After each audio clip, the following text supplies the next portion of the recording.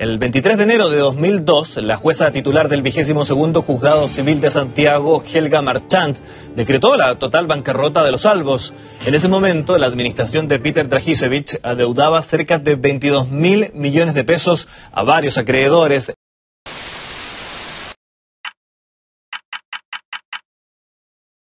El Cacique enfrentaba la temporada del año 2002, después de un turbulento año 2001, donde el Popular quedaría cuarto, a 10 puntos del campeón Santiago Wanderers. Y para peor, no logró clasificarse a la Copa Libertadores, dejando al Popular sin poder clasificarse al certamen continental por tercer año consecutivo. Todo esto de la mano del director técnico Roberto Hernández, entrenador que un par de años antes había dirigido al archirrival, donde lograría ser campeón. El 1 de enero llegaría como director técnico uno que como jugador fue un ídolo total, un campeón de la Copa Libertadores, Jaime Pizarro, siendo esta su primera experiencia como director técnico. Solo registraba un paso como ayudante técnico de Pedro García en la selección chilena. Pero apenas pasado un mes de la presentación del nuevo director técnico, se correría la noticia en todo el país que Colo-Colo se declaró en quiebra, con una deuda estimada de 22 millones de dólares, siendo este el resultado de graves problemas financieros, debido a una combinación de malas decisiones administrativas, gastos desmedidos y una serie de crisis administrativas y deportivas que afectaron al club durante los años anteriores. Todo este problema financiero coincidió con una crisis económica que afectó a todo el país a finales de los 90. Una crisis que afectó a muchas empresas, incluyendo a Colo-Colo, limitando las capacidades del club para generar ingresos adicionales a través de patrocinadores. Para mantener el funcionamiento del club, las directivas empezaron a endeudarse con bancos y otras entidades financieras. Sin embargo, los altos intereses de estos préstamos y la falta de liquidez llevaron a que las deudas se acumularan rápidamente, volviéndose impagables. Esto sumado a que 10 años después del logro de la Copa Libertadores, el equipo no logró mantener un rendimiento deportivo constante, ya que las campañas logradas a nivel nacional e internacional no lograban ingresos significativos. Como se mencionó anteriormente, el Cacique iba a cumplir 3 años seguidos sin poder asistir a la Copa Libertadores. Y en la Copa Mercosur, hoy en día conocida como la Copa Sudamericana, no logró pasar la fase de grupos en ninguna ocasión, sin ayudar a mejorar la situación económica. Todo esto culminó en que, a principios del año 2002, Colo-Colo se declaró en quiebra, con una deuda estimada de más de 22 millones de dólares. Incluso había una terrible incertidumbre, en la que no se sabía si el club podía llegar a desaparecer. A partir de ese momento, el club pasó a ser administrado por un síndico de quiebras, lo que significó una reestructuración profunda, incluyendo la venta de activos y la renegociación de deudas. La situación obligó a que despidieran a todos los empleados del club, incluso a los que no estaban relacionados al aspecto deportivo. Y de acuerdo a las necesidades del club, el síndico de quiebra recontrató la cantidad de empleados. Esto llevó a que todos los jugadores del club rompieran su contrato y tuvieran un nuevo ofrecimiento, que tenía una rebaja salarial muy importante, sin tener la opción de negociación. Los jugadores tenían que elegir entre irse o quedarse con lo que había. Obviamente hubieron muchísimas bajas. La que más destaca es la del histórico José Luis El Coto Sierra, quien volvió a la Unión Española. También se iría Sebastián Rosenthal, aunque por la expiración de su préstamo.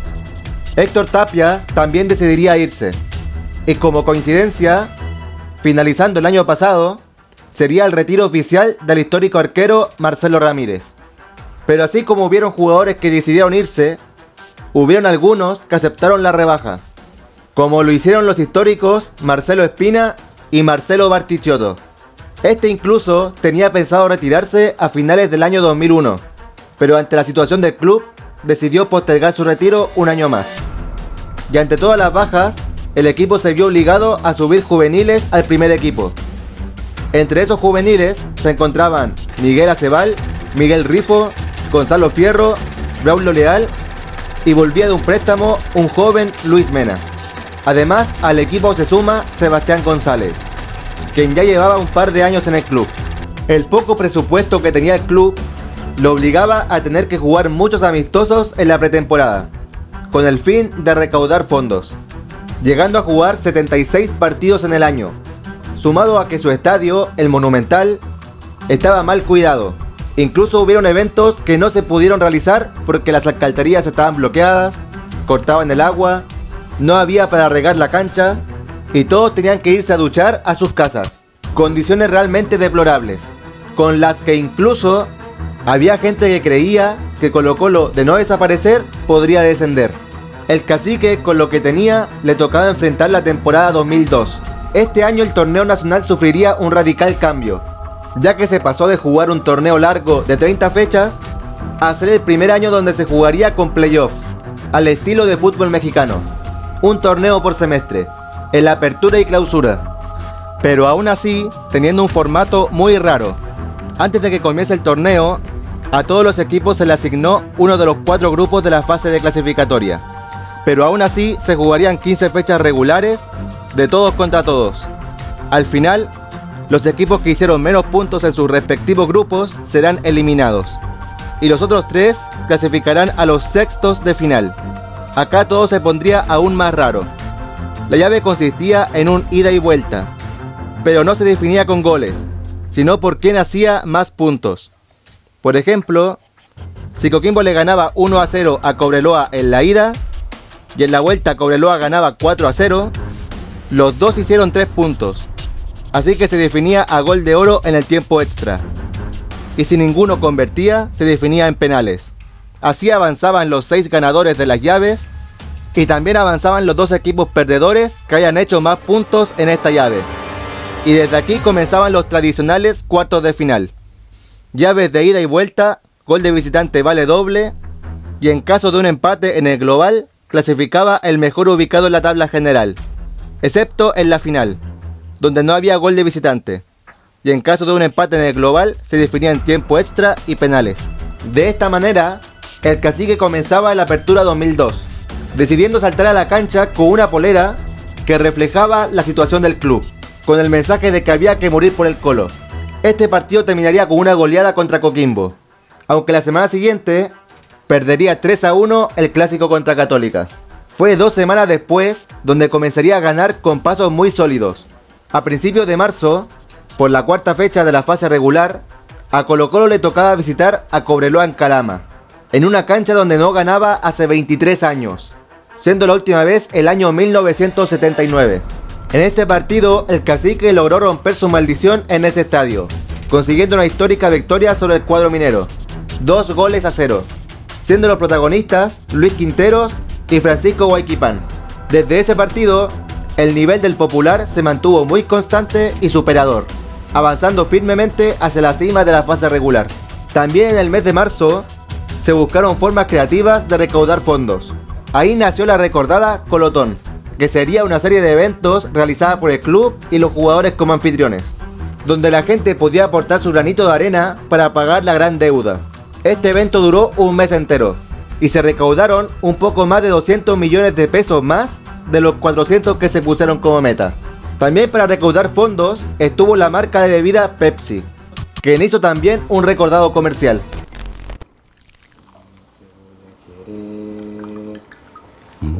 Te voy a querer. Si mi corazón es algo, yo soy un guerrero. Cambio otra. ¿Cómo no te voy a querer? Elige Pepsi y parte de tu compra irá directo a un fondo para apoyar a Colo-Colo.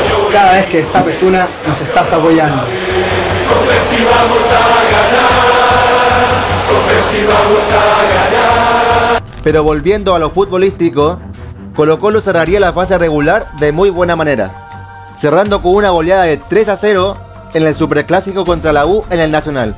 Con esto el Cacique quedaría en la primera posición de la tabla, teniendo que ir a enfrentar a Santiago Morning en la llave de sextos de final.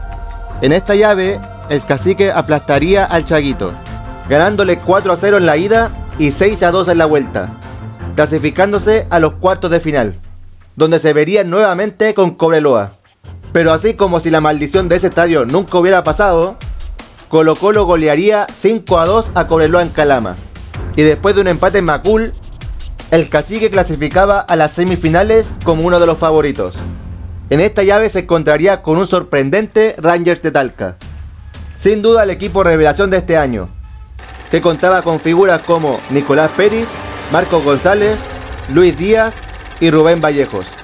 El partido de ida se jugaría en Talca, donde Rangers sería fuerte jugando en su casa, ganándole 2-1 a Colo-Colo, dejando todo servido para que la vuelta en La Ruca sea una final anticipada para los dos equipos. Pero apenas comenzando el partido de vuelta, antes del minuto de juego, Rangers pondría el primero del partido, teniendo ya 2 goles de ventaja en el global. 10 minutos después, Huayquipán empataría el partido, convirtiendo el encuentro en una llave muy disputada. Hasta que pasados los 20 minutos del segundo tiempo, Rangers marcaría el 2-1, casi sellando su histórica clasificación. Colo-Colo siguió intentando sin salirle el gol. Recién en el minuto 94, Chamagol González lograría empatar el partido, pero serviría solamente para la estadística, ya que Rangers se clasificaría a la final de la apertura, dándole un durísimo golpe a Colo-Colo, quienes se comprometieron en ir con todo por el segundo semestre. Como gran refuerzo para el Clausura 2002, llegaría un goleador formado en casa, Manuel Neira, quien venía de un curioso paso por América de Cali. El segundo semestre del Cacique fue más irregular que el anterior. De sus partidos contra sus 3 clásicos, no ganó ninguno, y terminaría en el 7º lugar de la fase regular, lejos del líder, aunque sí le alcanzó para clasificarse a la fase de eliminatoria, donde se enfrentaría contra la Unión Española del Coto Sierra. Y después de una gran victoria en el Monumental de 3-2 y un empate sin goles en el Santa Laura, Colo-Colo clasificaría a los cuartos de final de los playoffs, donde se vería cara a cara con Cobresal, que venía de hacer un campañón quedando tercero en la fase regular. A pesar de eso, sin despeinarse, el Cacique ganaría 4-1 en el Monumental, y en la vuelta ganaría 3-1 en El Salvador, sellando su clasificación a las semifinales, instancia en la que se tendría que enfrentar al Cobreloa de Nelson Acosta, que venía con un muy buen nivel, quedando primero en la tabla regular a 4 puntos del segundo. Colo-Colo a este punto ya arrollaba a cualquiera que se ponía enfrente. El Popular en su casa se hizo fuerte, ganándole 2-0 a los Zorros del Desierto. Y en la vuelta en Calama, a pesar de que comenzaría el partido perdiendo, con anotación del histórico Fernando Cornejo, el Cacique comenzaría a sellar su clasificación a la final, haciendo 2 goles en 3 minutos, llegando de tremenda manera al partido final. Y aparte, fue en este partido donde se consiguió un logro muy importante para el club, que fue su clasificación a la Copa Libertadores de América, teniendo un importante ingreso para su compleja situación. Por la ida de la final de la Clausura 2002, a Colo-Colo le tocaba recibir al actual campeón, la Universidad Católica. El equipo dirigido por Juvenal Olmos buscaba el primer bicampeonato en la historia del club, ante más de 40.000 personas en el Estadio Monumental. Se jugaba el primero de los 2 partidos finales, y con la cooperación de Miguel Ramírez, que se fue expulsado a los 14 minutos, Colo-Colo jugó un partido brillante. Y en el segundo tiempo, con anotaciones de Marcelo Espina e Ignacio Quinteros, el Cacique daba el primer golpe, estando a un paso de un histórico título. El día 22 de diciembre, el Estadio Nacional, con cerca de 60.000 personas, presenciaba la definición del Clausura 2002, con Colo-Colo teniendo 2 goles de ventaja, y Católica teniendo la ilusión de darlo vuelta. El partido empezó con un Colo-Colo confundido, y de dominio cruzado, tanto que a los 8 minutos, Lenzi de un cabezazo ponía el primero para los católicos, dejando la llave muy abierta. Pero 5 minutos después, una mala salida del arquero Walker derribaba en el área a Manuel Neira, y el árbitro no dudó en cobrar la pena máxima. Desde los 12 pasos se paraba Marcelo Espina, quien hizo un tiro imparable para el arquero estadounidense, arrodillándose emocionado y desatando la locura en la garra blanca. Antes de que termine el primer tiempo, la situación para el Cacique solo mejoraba, ya que la Católica se iría al descanso con 2 jugadores expulsados, siendo Acuña y Pérez los que verían la tarjeta roja. Con esto, el Cacique, con 2 jugadores más, tomaría todas las riendas del partido, extendiendo el marcador con 2 goles más, ambos de Manuel Neira, sellando desde ya el título, con un casi definitivo 3-1. En los minutos finales, Albert Acevedo anotaría el segundo para los cruzados, pero ya nada evitaría que el título sea para el eterno campeón. Un par de minutos después, el árbitro decretaría el final del partido, desatando la locura en las gradas.